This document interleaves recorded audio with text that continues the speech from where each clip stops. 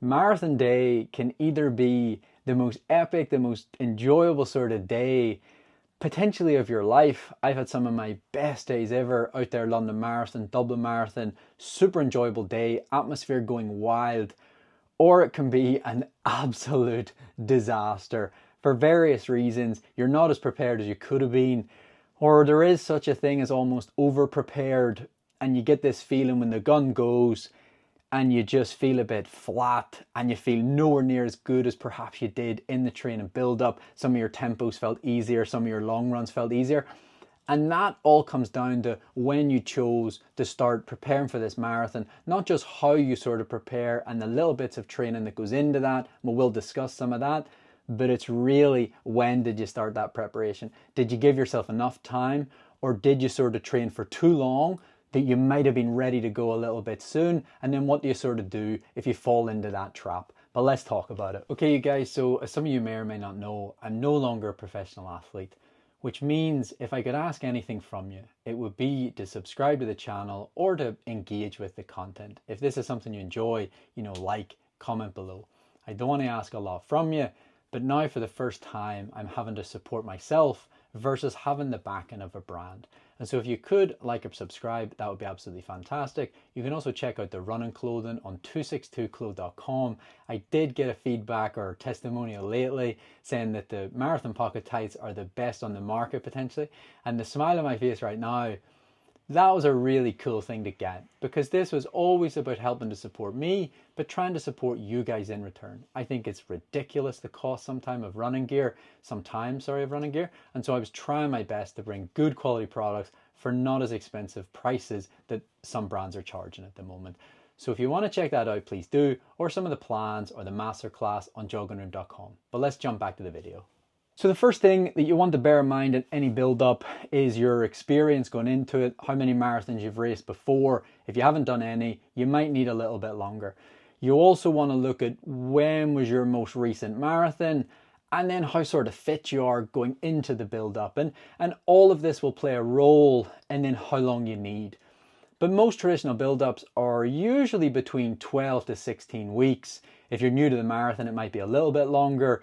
If you've lost quite a lot of fitness lately, you might need a little bit longer, and that's absolutely okay. So if you're going into your sort of build-up, you need to break it down into the phases of how a marathon build-up sort of comes together.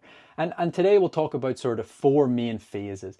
And your first sort of phase in that build-up is getting yourself probably into a good spot to then handle, probably the 2 most important phases, which is 2 and 3.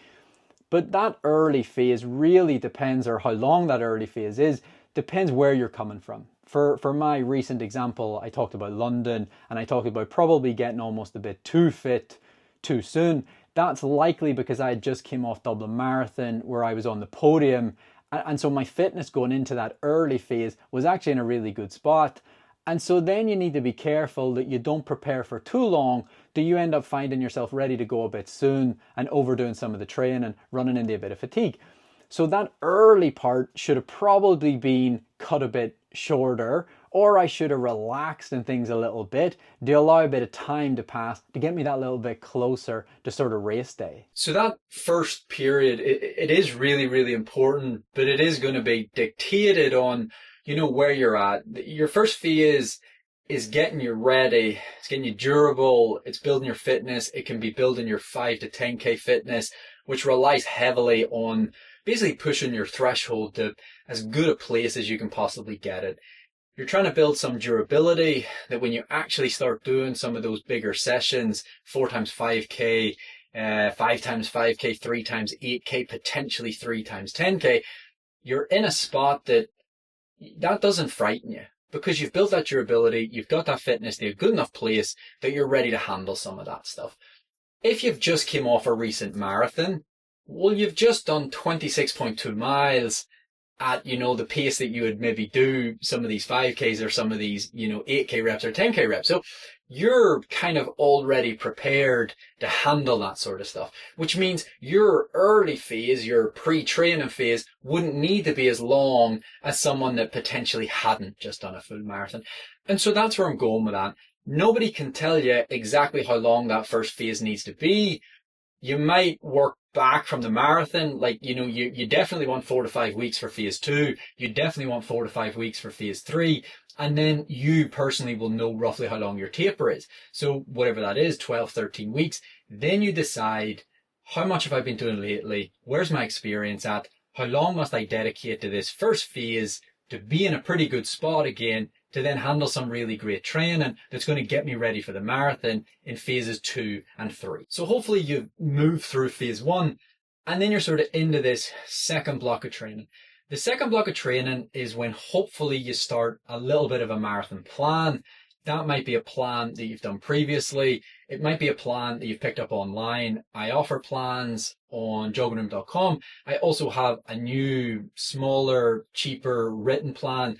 Cheaper because it doesn't have all the resource videos, but it's still a bloody good plan. But you start, it's on 262clo.com. I'll put a link in the bio. But you start working away at a plan. Hopefully you've tried and tested it. Hopefully you know it's a good plan.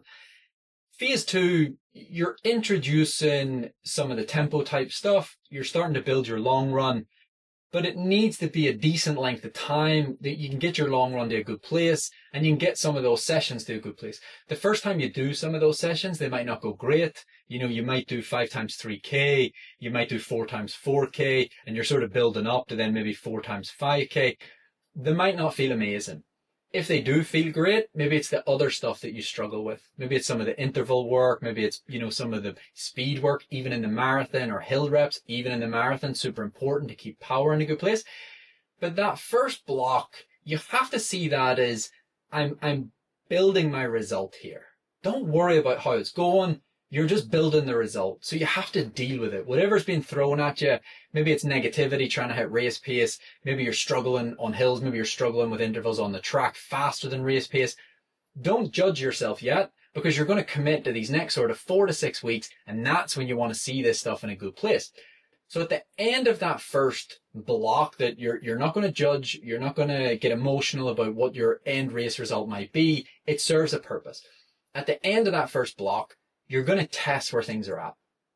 By test, I mean you can do a long tempo at marathon pace, you can race a half marathon, you can race a 10K. You're going to do something that gives you an insight into not only where are you at, but what do you need to focus on in phase 3.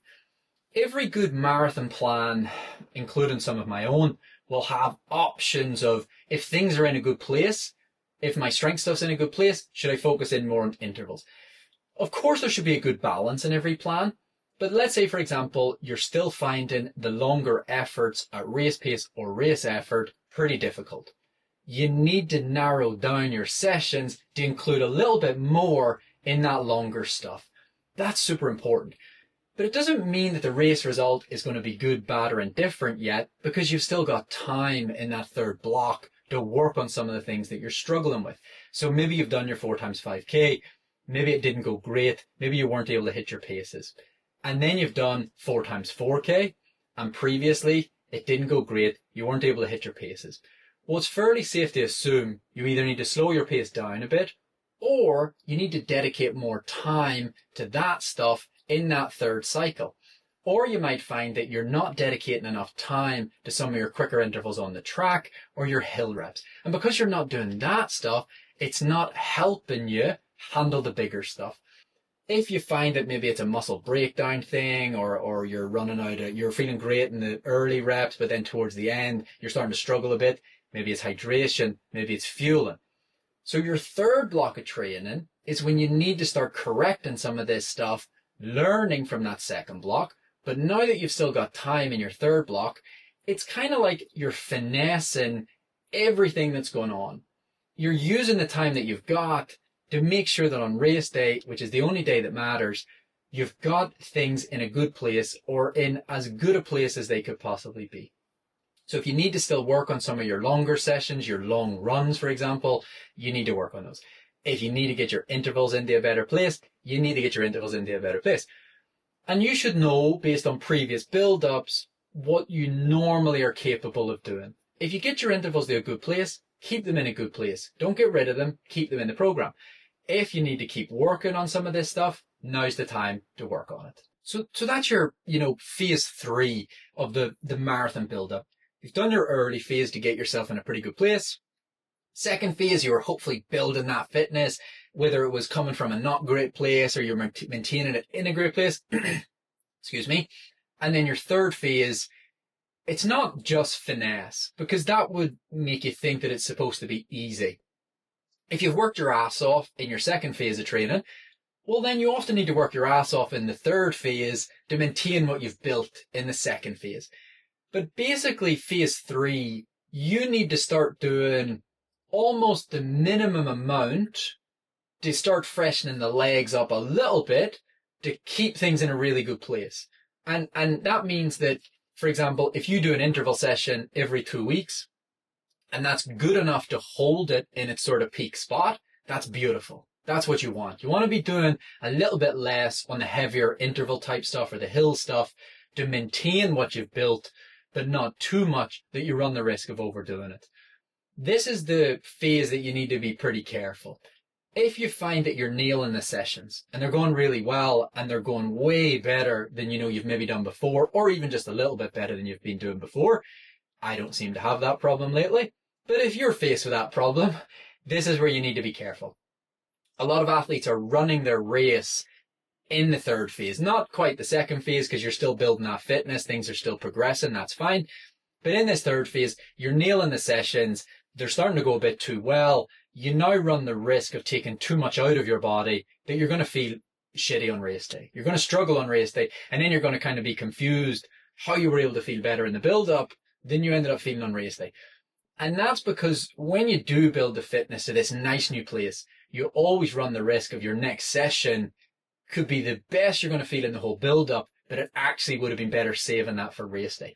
So you can't control, how you're going to feel. You've earned this fitness, you've earned this good work, but you can start to slow things down a little bit. And that would be my, if I'm tailoring a plan to somebody and I'm communicating with them and they're feeling really good and everything's going really well, that's often when I'll say, hey, what would you think about slowing, the 3 times 8K down a bit? Maybe you do the first one at 340, the second at 330, the final one at, 320 or 325. And maybe they thought about doing them all at 320 to 325 per K. And the athlete then would worry a bit. But actually what they don't realize is that's still a really good day. And all you're doing is saving the big result for race day and not doing it out there on the road path in training. Really, really important that you start to be hyper aware of where you're at. If you do need to push things along, well, then at least you've still got time to push that fitness along and start prioritizing race pace and maybe dropping the volume of some of the sessions to start getting race pace in a good place and your body used to that sort of rhythm. Practice the fueling, practice the sodium, all the hydration stuff. Super, super important period. And this is where you want to really have nailed down some of that race pace stuff. But then the final little bit is your tapering down for race day. Taper really depends on where you're at in the build-up. If you've had hiccups, injuries, illnesses, any type of setback, you often then don't taper as much because race day is fitness plus preparation plus taper equals race result. Poor fitness, poor preparation plus amazing taper, not great race result. So if you've still got time to, work on your fitness and your preparation, and it's not as great a taper, that's okay. Bring the fitness and the preparation side up because that's the biggest contributor to a good race result. And maybe you'll taper a little bit later than normal. Some people also respond a little bit better to almost full training and then a later taper. If you're that type of person, don't forget to take maybe a bit of an easier week with maybe 4 weeks to go, then build things back up again. And it's amazing the difference that can make. That you do taper a bit early to get rid of a few niggles or freshen up a bit. You kind of get back into full training and then you taper late. Some people feel really good doing that. And that's going to give you your build-up. Yes, I know a lot of the time you're forced into a build-up. I often get people buying a marathon plan. It's 16 weeks. The first 4 weeks is phase 1, rebuilding. And they message me and they say they've got 9 weeks. What should they do? My answer almost every time is go to 9 weeks to go and just get stuck in. That is probably the best advice to do because I always think of it as the marathon is 26.2 miles and you have to have done the specific work. The base stuff will ensure you get your best potential race result possible on race day. The specific stuff will make sure that you get round. It's a balance of them all. And that's what you need to be aware of. Do be careful. Do give yourself the best chance you've got possible in terms of preparation time. Do look back at previous build-ups, not just how long they were, what you were doing prior to the build-up, and keep an eye on that. And pick a race goal that allows you the sufficient time to prepare properly. And if you just have to extend a little bit more 5K training, 10K training for a couple of weeks or a month or two before you start a marathon build-up, well then do that. Be patient with it. So my real recommendation would be to sum the video up. If you find yourself in a pretty good place, you've maybe just ran a 5K PB or a 10K PB, I don't think you need 16 to 18 weeks. I think you could probably get away with 12 to 14 weeks and you still spend 3 to 4 weeks gradually bringing in some tempo work, increasing the long run, and then you get into your more specific stuff.